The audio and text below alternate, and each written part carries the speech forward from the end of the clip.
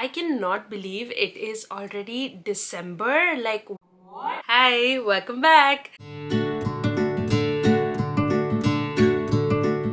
Guys, can you believe that it's already December? Like, where has this year gone? Is it just me or does everybody else feel like this? Because I feel like it was just yesterday when I was celebrating New Year's Eve and we were like, oh, 2025 is gonna be great. And now it's already time to plan this year's New Year's Eve. Like, what's going on? Where did the days go by? I have no clue. And what have I actually done this year other than read a lot of books? Not much, to be completely honest.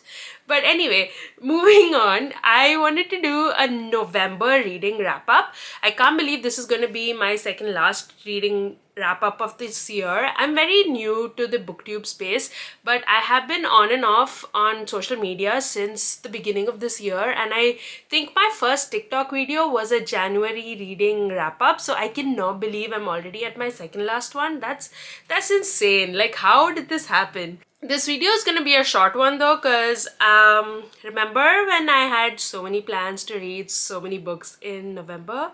Yeah, that didn't happen. I kind of read only 5 books this month also, which yeah, I don't know what's happening, and it's kind of making me worried that I might not reach my reading goal for this year, but I think I will push through in December. We got this, we can do this. I think I'm like 7 books away from my reading goal, if I'm not wrong. My reading goal is like 100 books on Goodreads. I think I'm like 93 right now. Okay, so I read 5 books in November, and I wanted to talk about them. I will not be doing a TBR in this video because I want to do like a Christmas TBR. I think I'll be posting that before this, so you should have already seen that. But if you haven't, it's coming next. I'm not really sure about my posting schedule yet. But anyway, before I like continue talking about nothing at all, let's jump right into all the 5 books I read this month. To start off this month, I read Corrupt by Penelope Douglas. This is book 1 in the Devil's Night series.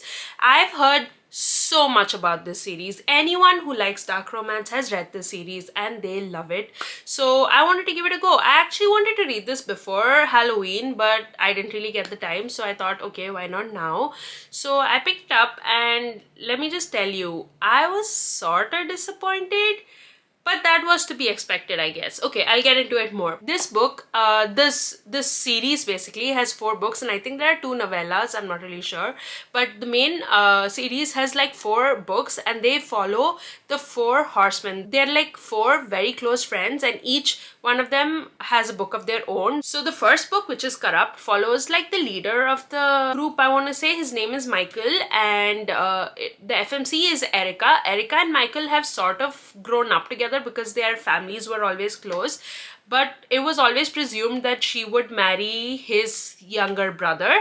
So currently that's where we're at. She is dating his younger brother, but she's always had her eye on Michael, and I think Michael's always had an eye on her, and that's how like the story begins. I don't want to like give too much away because I think you have to like read it, but I have to say this book did not really like keep my interest for too long. Like, I got really bored in the first half of the book. The second half was slightly better, but it's still like, it was not that great. This is a very short book though. It is the shortest out of all the 4 books.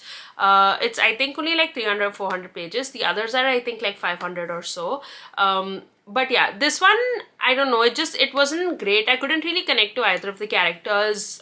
She kind of annoyed me most of the time, and he was no better. I was kind of interested to know more about the 4 horsemen, about the 4 guys and the things they do and stuff. At the same time, I was not the best. I gave this book like 3 stars purely because I didn't feel like I wanted to DNF it at any point of time, but I also was not like super interested, but I wanted to keep going, mainly because I wanted to continue the series. But then I did like some research and I spoke to like people about the series, and almost everybody has the same opinion of not really liking the first book and even the second book. I think even Hideaway, people just generally don't like it that much, but they say the best books are Killswitch and Nightfall, which is book 3 and 4, and you have to somehow push through to get to book 3 and 4.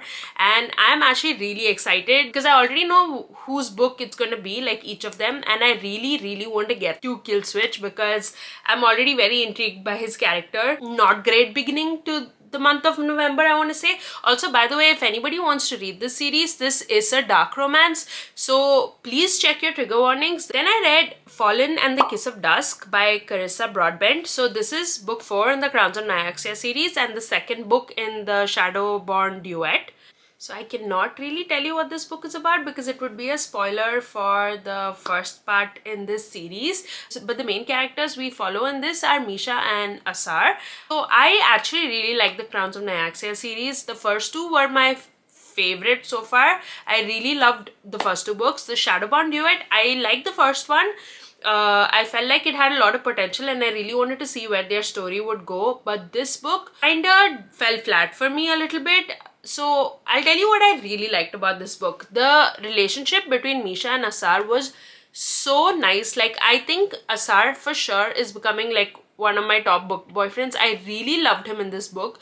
He was so obsessed with her, it was not even funny. Like, I loved that. And there are these scenes where he would just look at her, like walk into a room or stand against a window or something, and he would just be like, wow, goddess. Like, he worshipped her almost, you know. It was so beautiful to see just the way he thought of her and how he would do anything for her. In this whole book, basically, he was willing to rip open the worlds just to have her and just to keep her safe. And I loved that. I loved their relationship. It was my, like, the favorite part. I really think I like their relationship a little bit more than the couple in the first two books. But where this book fell flat for me, and this might be completely just like my problem, okay, I don't think this would be everybody's problem, but what happened for me was the plot. The plot in this book, for me, it was really difficult to follow. I had to reread a couple of scenes many times and it still did not make sense to me. I just kept getting confused a lot, and then after some time I just started like leaving it. I was like, oh, if I don't know what's happening, it's still fine, I'm just gonna continue, because I wanted to see more of Asar, right? But I don't know, plot wise it was really confusing, and by the end I had like so many questions. That's why I gave this book only 3.5 stars. If I didn't have this plot issue, I think this duet would have also been amazing. I love Carissa Broadbent's writing. I will definitely be reading more from her. I will be continuing the Crowns of Nyaxia series as and when it comes out. For this story specifically, I just couldn't do it with the plot. It was just too much for me, and yeah, but I really did enjoy the couple a lot. So right after that, I jumped into Soul Searching by Laila Sage. This is a cutesy small town romance with like some sort of paranormal element to it. I have read the other series by Laila Sage, the Done and Dusted series. I actually really liked that series, so I had high expectations going into this, and also the concept sounded so like cute, right? It was so like different. In this book, Collins, our FMC, is a photographer and she leaves her city life and she decides to move back to her hometown, which is a small town called Sweetwater Peak. She decides to move there just for a little bit of time to be with her family, and her sister lives there and everything. And there she meets Brady. Brady is like the upholsterer of the town, and she is like temporarily working for him and also living with him as his flatmate. So there's like forced proximity. The slight twist that we have in this story is that Collins can actually see and talk to ghosts, and her small town of Sweetwater Peak is crawling with them. So she's grown up with it. She and her sister have this ability, so they have like basically grown up with it, talk to ghosts all the time, and that's just like their normal, right? So now she's back in town and she's like seeing all these ghosts, but she's having issues communicating with them. So basically she's come back to this town to do a lot of soul searching and figure out what her next move in life should be.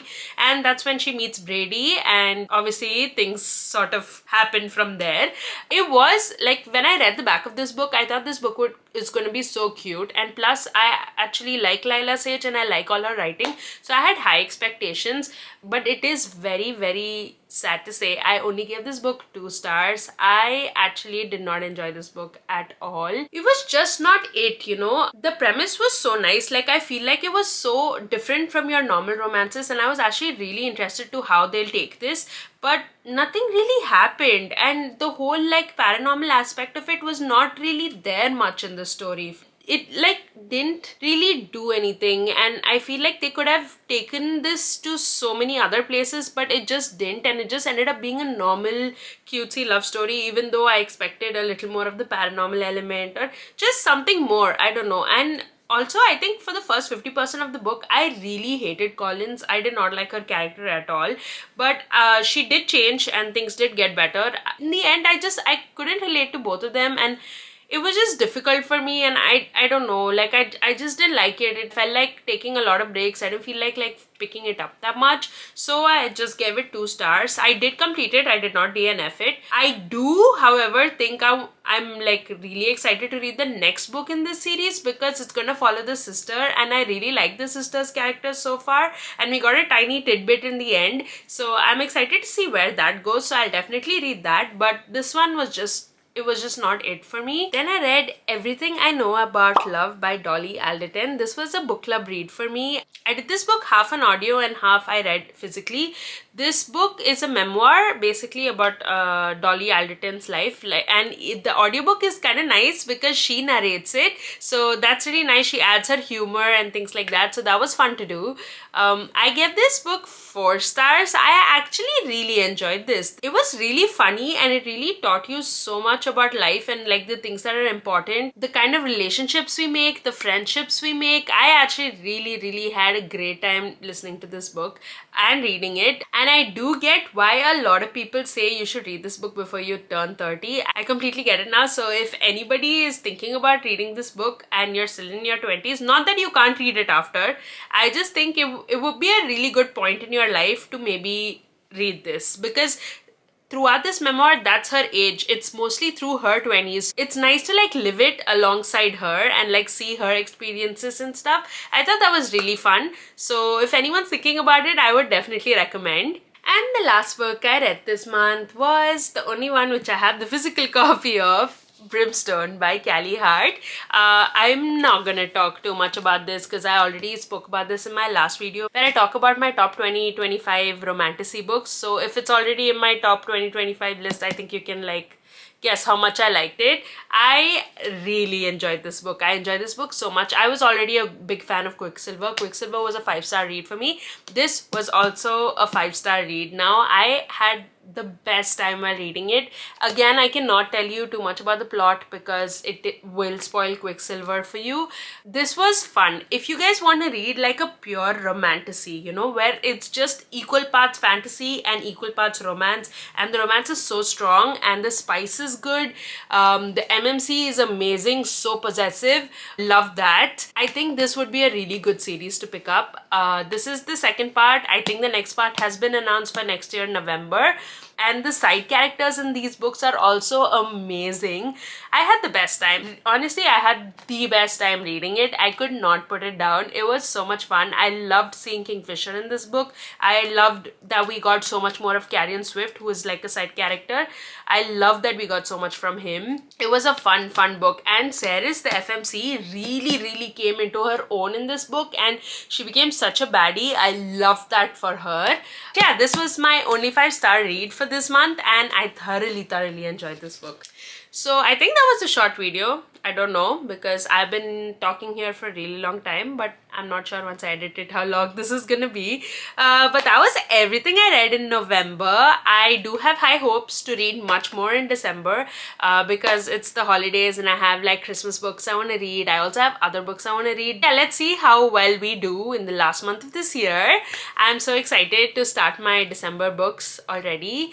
This is everything I read in November, and let me know what you read in November and if you had any amazing reads. Even if you didn't, what was your worst read of the year? I don't care, just let me know. And as always, if you don't already, please follow me on my TikTok and on my Instagram for more book content. And if you want to be notified as and when I post videos here on YouTube, please don't forget to subscribe. Thank you so much for watching, and I'll see you in my next video. Bye!